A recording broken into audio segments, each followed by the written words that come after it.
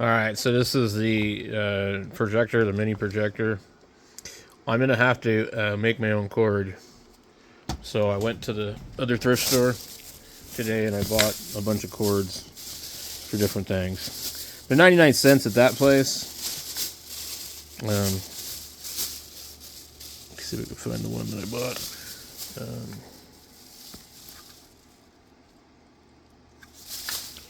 I actually bought some stuff specifically for charging things. I'm sick and tired of these USB blocks and USB cords. So when I find stuff like this, I'm like, dude, let's just buy this. Anyway, I'm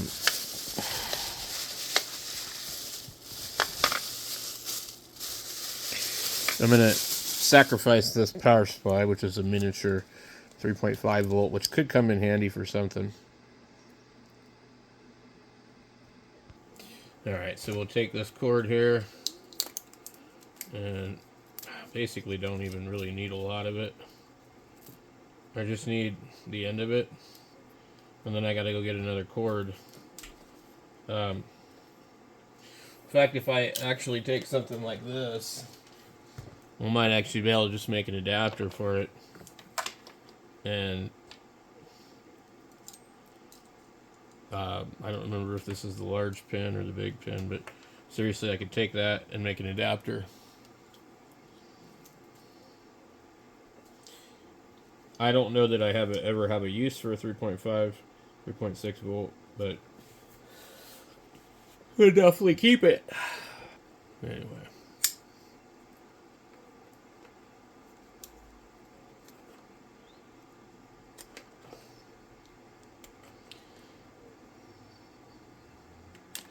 There we go.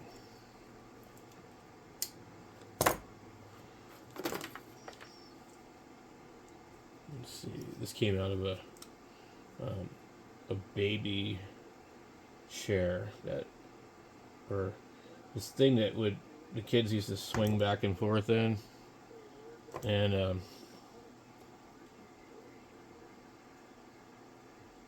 I don't know what you would call it. This is like a baby swing, I guess.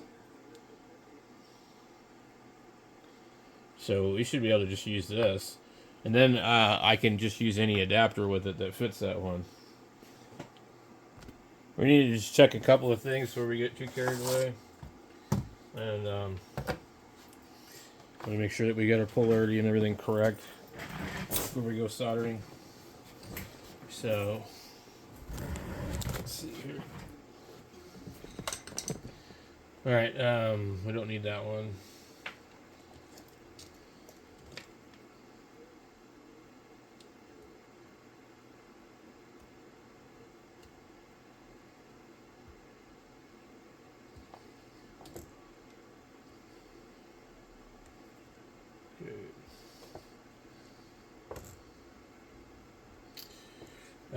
Let's see here. So this one here, 12 volt positive. Let me find another one of these. I don't want to uncoil that. Alright, so now we just need to get over here. I've tested the other connector to make sure it was correct.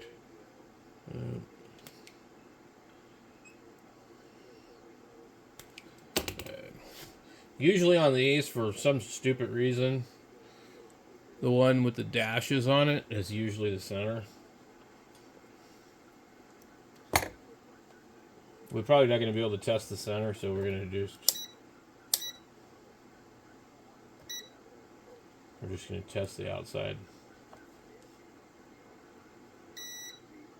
As usual, the completely black wire is negative on this. The outside. I don't think we can test the center. We'll try. Okay. Anyway, I don't know why they do it like that, because it's kind of misleading. So, we're going to come over to the other table. I'm going to see if I can find my heat shrink, and we're going to solder this one to that one. Alright. What am I going to do with my solder paste? Okay, get some heat shrink and stuff. Get some solder. But I need my solder paste. recently.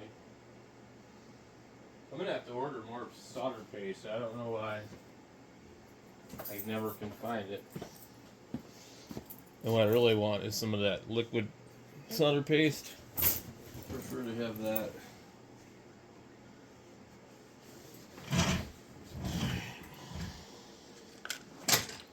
There's just a little bit left in this lid here. Yeah.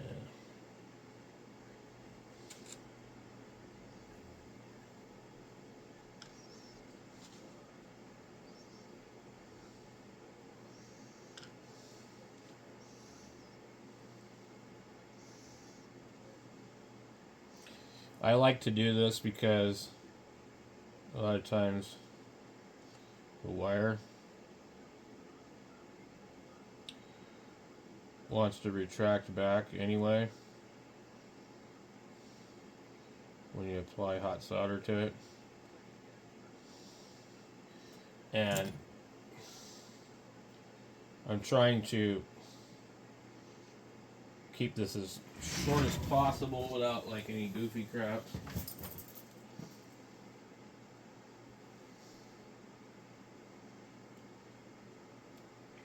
I gotta cut these strings off of here. Hold on.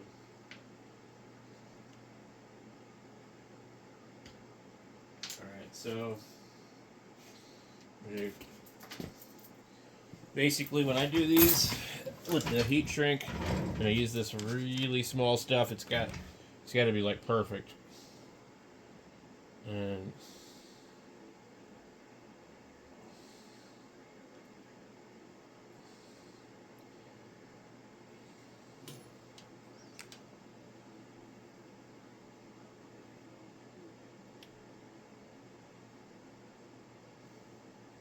I'm just basically getting the wire just suck up the flux.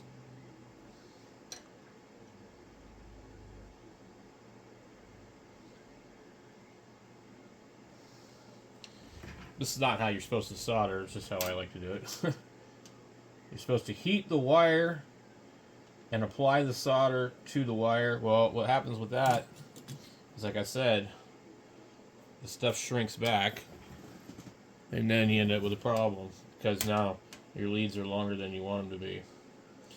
Okay, so with this stuff here, we're gonna have to think ahead and figure out what part do we need here. If we can cover it with the small stuff, we're good. If we can't, then we're gonna have to figure something else out. So I need to get my clippers here. We clip a piece, probably 2 of those, and what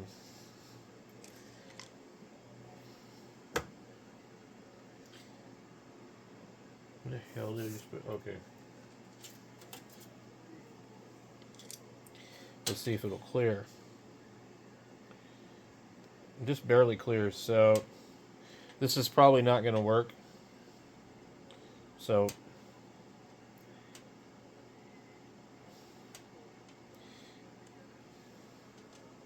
because as soon as I solder this thing, it's not going to want to clear. So we'll use the white wire, or excuse me, the white stuff, and then we'll go ahead and put a piece of this over it.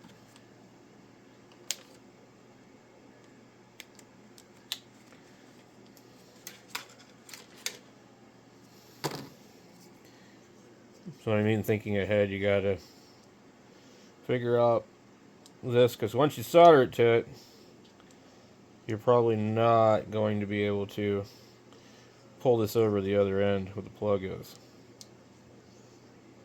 Come on.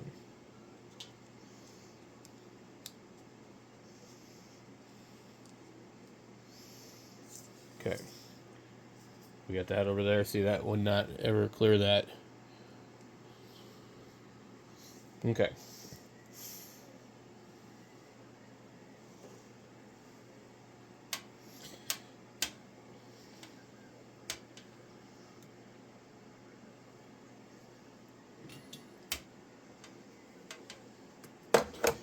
Alright, so everything's already tinned. We got our striped wire here that's going to go to the red. Got the other one.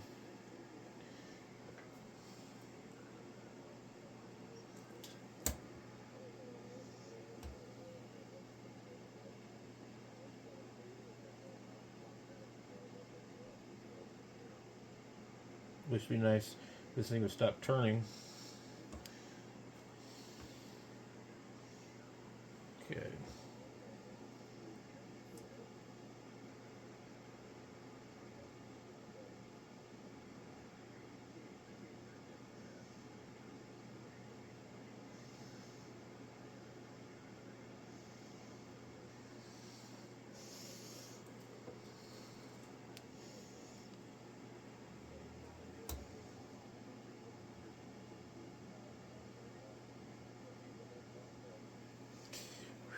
Get hot. Okay.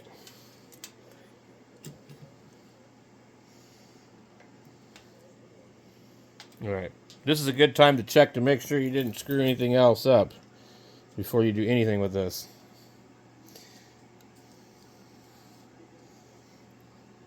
All right, let's go ahead and check this thing. Get it plugged in.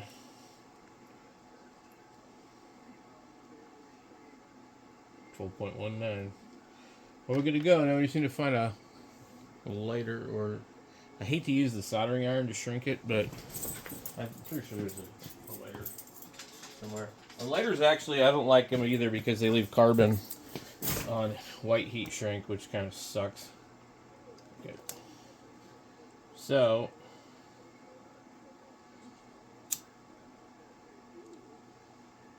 yep.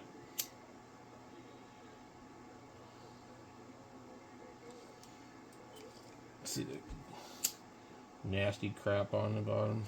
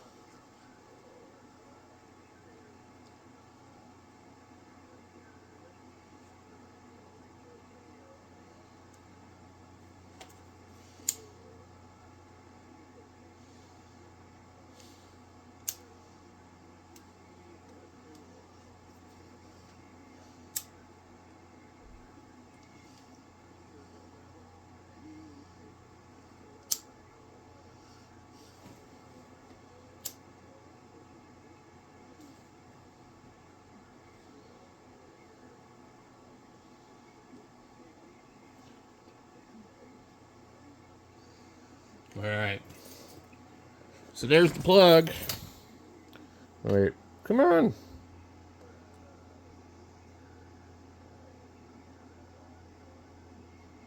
Okay. Let's see if it works. You guys ready?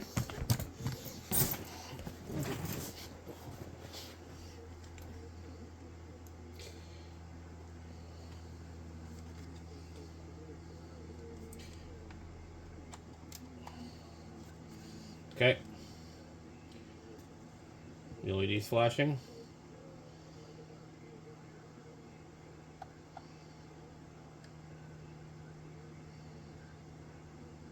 I think I heard something click in it. You wait and see if it turns on.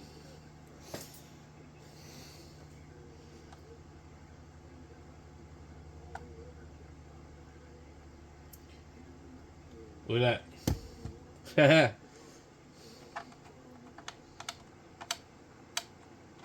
That's as far as it goes.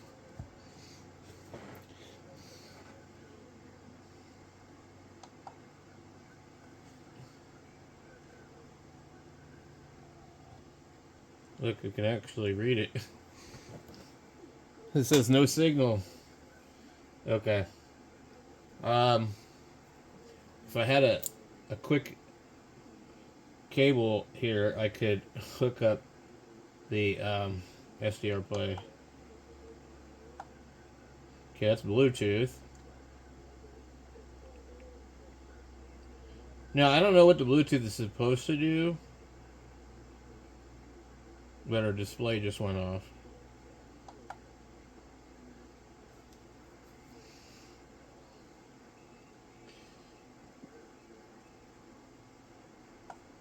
No signal. Maybe see the volume's at 100%. Is there like a menu on here maybe? No signal. Let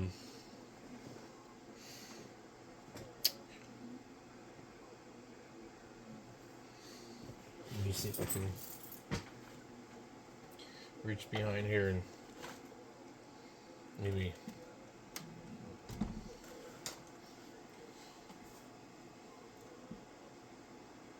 commandeer the signal link cable. Ooh, I got a display port thing over here. Oh man, hold on. I need to start replacing HDMI cables with ones that are a little bit more flexible. That's what kills these Xboxes and other things is the HDMI cable. They put too much strain on things.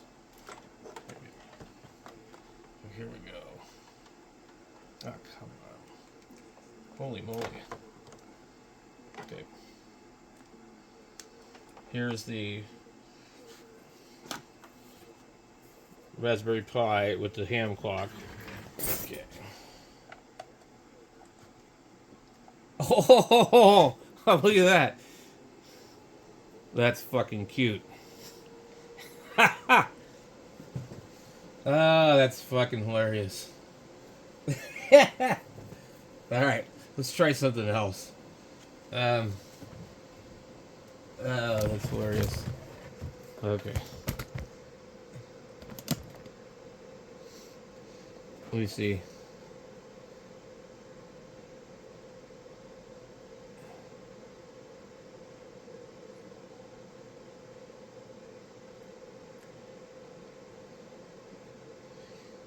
It's definitely not bright compared to like a regular projector, but it's super cool.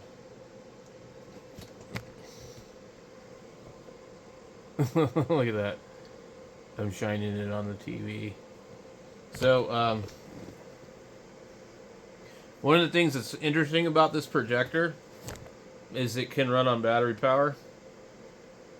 It's portable.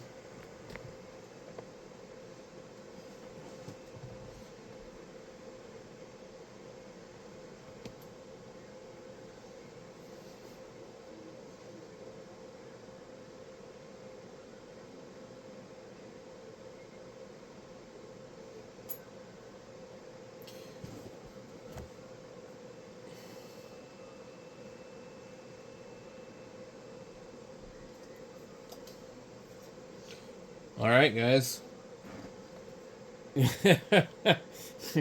You could literally run. This is what's funny. This has a battery in it, in a USB 5-volt out. You could literally run the Pi Zero. You could literally put the Pi Zero inside this projector, and have it like, well, you might not be able to put it inside of it, but you can literally have it on top of it, powered by it. That's crazy. Anyway, thanks for watching.